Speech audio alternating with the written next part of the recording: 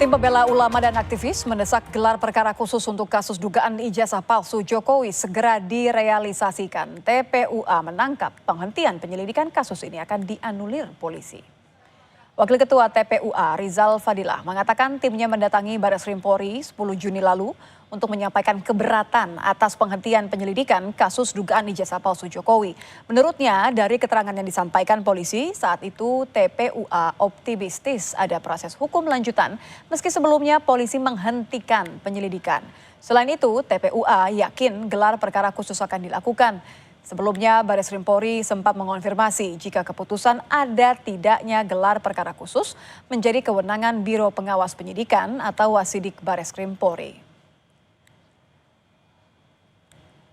Ya, TPUA tanggal 10 Juni yang lalu hari Selasa mendatangi Barreskrim khususnya ke Biro Wasidik ya untuk bertemu dengan Karo Wasidik Barreskrim Mabes Polri.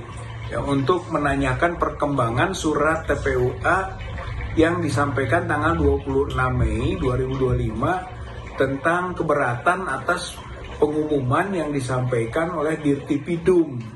Pada saat itu disampaikan oleh staf di Biro Wasidik, yaitu yang pertama bahwa surat 26 Mei lalu sudah diterima dan akan ditindaklanjuti. Kami menangkap bahwa penghentian penyelidikan yang lalu itu ternyata dianulir dan akan dilakukan langkah-langkah